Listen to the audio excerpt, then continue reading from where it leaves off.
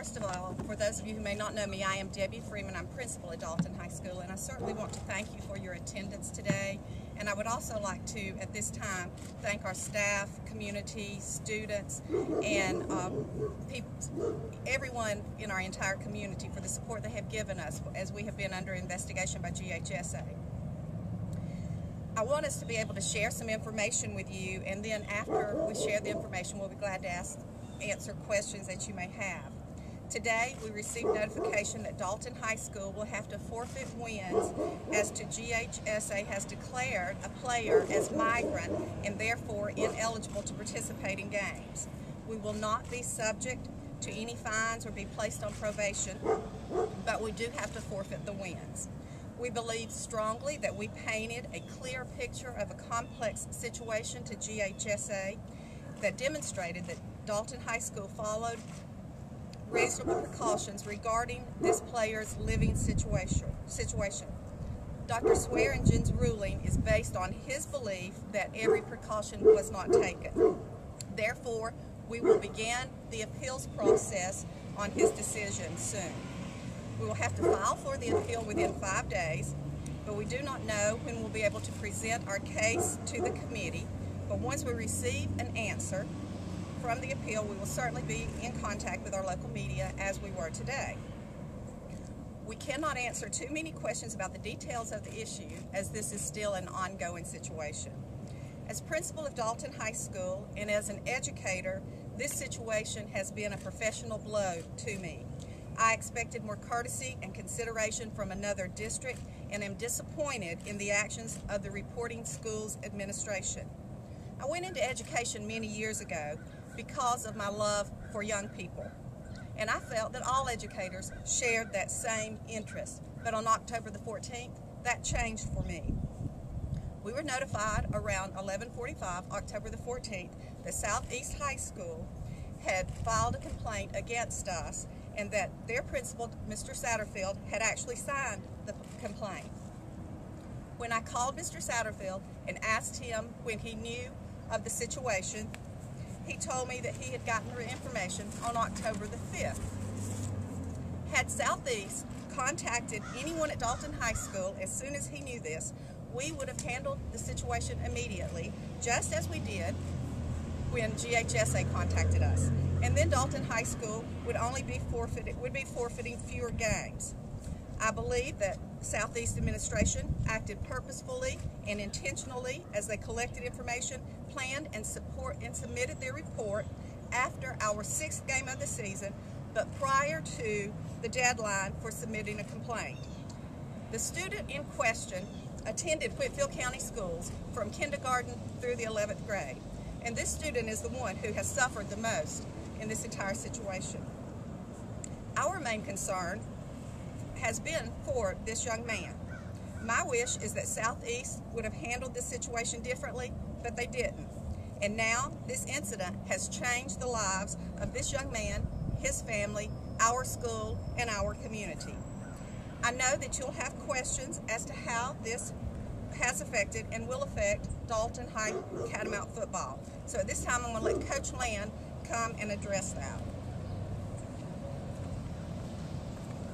I want to begin by thanking Ms. Freeman and Mr. Ward and Mr. Bartu, those that helped to put together our defense in this situation. They did an excellent job. My concern, as always, is for our football team and how we will move forward.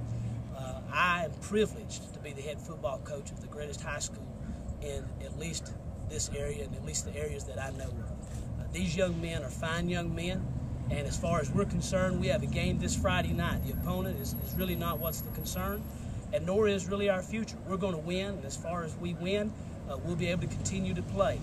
As far as this team and the character of this team, what I learned a long time ago is that while many people believe that a record make the men, it's the men that make the record.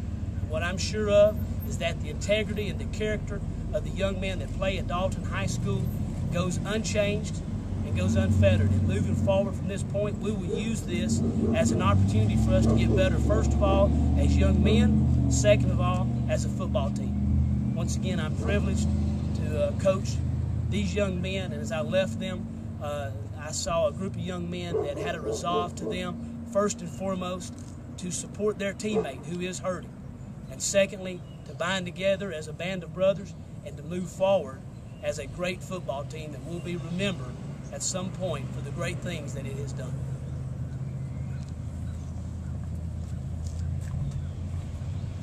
I would like to reiterate what Coach Land has said.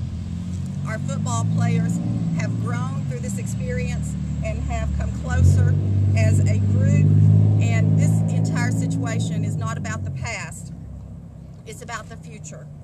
And I'm blessed to be an educator and work each day to help build the future for our community. Our coaches and our young men are focused on what's next, and what's next is we have a football game Friday night that we intend to win. At this time, we'll be glad to answer any questions that you may ask, that you may have. Break down for us, if you will, exactly which games have been forfeited as far as the ruling stands now. Okay, I'll have to defer to Coach Land for that. Okay. It's our understanding at this point we will be forfeiting the Gilmer game, which was a victory. We'll be forfeiting the Ridgeland game, that was a victory, and the Murray County game, which was a victory. So it'll be those three games. And the Heritage game, and the Heritage game as well. Any other questions? What are you all going to do, if anything, to try to make a better relationship with those school systems so this doesn't happen again? That's a very good question, Rachel. At this point, I believe that we have reached out in numerous attempts to build that relationship, and I believe that now, after we go through the appeal process, it'll be their opportunity to reach out to us. What does the appeal process entail? The appeal process entails us going down and presenting our information to a panel that consists of 4 people, and they will make their decision based on the presentation. Up until now, we have not been able to see what Whitfield County submitted to Dr. Swearingen. During the appeals process, we will be privy to that information. We'll have that in front of us as well. So we will go down and we'll state our case. The biggest factor in this case is really a community issue, and it all centers around the economic situation of our community. Our unemployment rate is one of the highest in the nation, and we have a lot of families and a lot of community members, and I would say all families have been impacted by the financial situation. And this family was caught in that particular situation. Everything that has occurred because of economic difficulties. Any other what questions? does this do to the region race? If it stands. Well, there's some important games that are going to be played this week. Obviously, with I believe it's Heritage and Ridgeland are playing, and Ringgold and Lafayette. So those games will still have to play out. So at this point, we're not sure. All of the situations that we've looked at, it appears because of the point at which we did pull the player from competition, that we did win some head-to-head battles with teams that would potentially be tied with us. So with that being the case, we should be positioned, unless there's a situation that I'm unaware of or certain situations that we've not calculated, as long as we're winning, we should have an opportunity to play into the playoffs. Any other questions? The panel of 4 people, is that like peer schools, or is that, who is that you all would appeal before? To the best of my knowledge, it will consist of people associated with GHSA. Okay.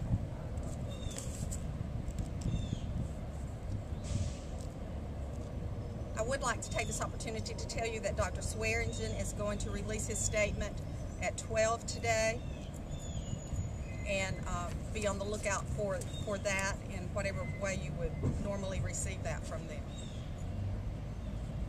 I thank you very much for coming out and for your time, and if you have no further questions, that's it. Thank you.